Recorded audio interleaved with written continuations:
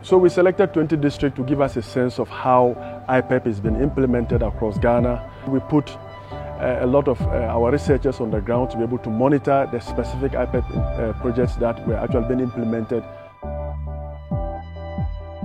So we're currently at Bredy in the Ahafo-Ano North District of the Ashanti region. Residents in this area for years have been using a stream of water that they share with animals because of a lack of potable water. Yes, it's one of the challenges that we are facing.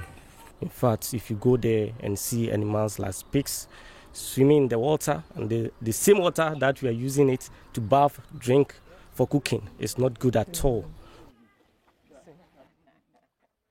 One of government's IPEP projects at Bredy is currently in use. Now, as you can see behind me, this is a mechanized borehole powered by solar. Information we have received indicates that this borehole was completed 3 to 4 months ago, and yet it hasn't been commissioned. Let's speak to Ade Giabo Kingsley. He is the supervisor for this project. So why hasn't this project been commissioned yet? We don't know where the problem is, but I got a call from Accra that they will come and commission the pipe. But as at now, no one has come here to commission it for us. 3 or 4 months ago, Ana umuwie. Ana umunya mebie ye no yentimi nsa anom sa nsuo no biom wabla mo wiewi eniti na ede ne eden ede ebia ye no. How do you feel now that you can get clean drinking water for yourself and for your family? Pachopia ye niji se nsuo no betuma ye no ye ni age papa na sam first no so ne ekọ asie ho nsuo ne nsuo ni nye ti nsuo mutuma ya ma ye ni age se ye nye nsuo. They have done marvelous work. In fact, we are not expecting this borehole. We are expecting small one. But in fact, this one is very, very, very big one, and we appreciate it.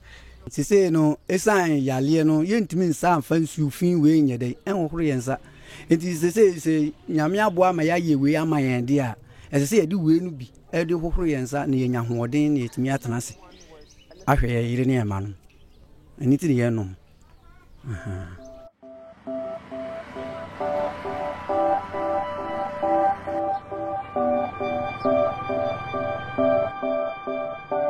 We have sought answers from the officials at the assembly, and information indicates that they do not know why this is the situation. As a matter of fact, they know very little about this project. They do not know how much it cost, how it is going to be maintained, because all the information somehow came from above. They're asking questions. Why is it the case that such a project has not been commissioned? Why were residents forced to be fetching water from a dirty lake down the stream when they could have gotten clean drinking water? In Ahafo-Ano North District, the IPEP project had planned to build 3 solar-powered mechanized boreholes, 3 toilets with boreholes, 1 community clinic, 1 grain warehouse, and a rural market with storage and borehole. As of June 2020, all mechanized boreholes in the Ahafo-Ano North District were completed, and the toilets were all at 96% completion. But the construction was still ongoing at the warehouse and the rural market. Community clinics were supposed to be built in every district, but IPEP Tracker found no information concerning ongoing construction at Ahafo-Ano North District. But the whys go beyond this project at Bredy, because this project is just one of several IPEP projects that government has put in place to alleviate poverty. And yet, many of the projects remain uncompleted years after the materials were delivered to the districts, years after contractors first stepped into the district. The assemblies do not know the situation, do not know why, do not know how All they know is that somehow, some way, there is an attempt to alleviate poverty in these areas. For me, the major problem had been that all of the IPEP, projects have been run from Accra, and doing that creates problems. One, it doesn't make the local economy benefit in any way. Two, the people do not have any obligation. If I'm coming from Accra to, say, Nakonduri to do a dam and to get out of the place, if it doesn't work, I'm not bothered. But can we have people there who have capacity, who can deliver it?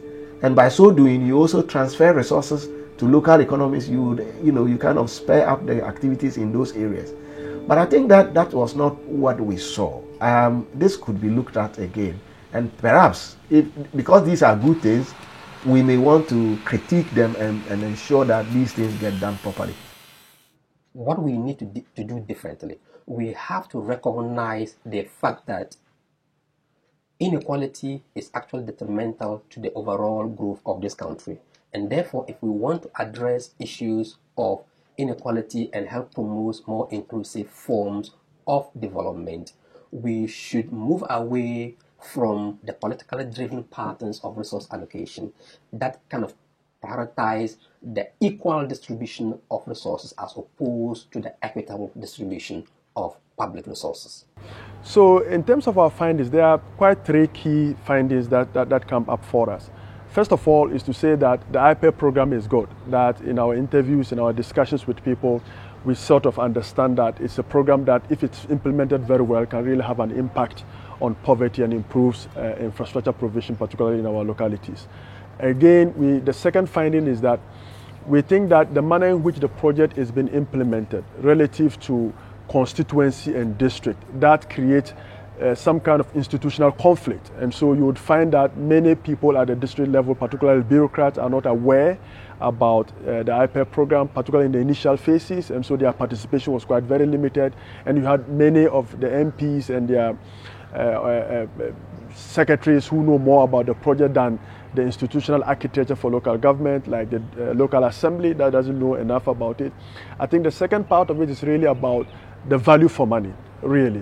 We do not think that in the manner in which the project was managed and delivered, we really had some value for money. And I think that's, for me, where our worry really is. How do we get transparency around that? And how do we get accountability around that? And all of this will require participation of citizens in this process, participation of all stakeholders who matter to the successful implementation of IPEP. I think if we are able to do that, we'll be able to bring more accountability to it through transparency, transparent reporting about the project, about the information that citizens need, so that they can be able to hold duty bearers accountable.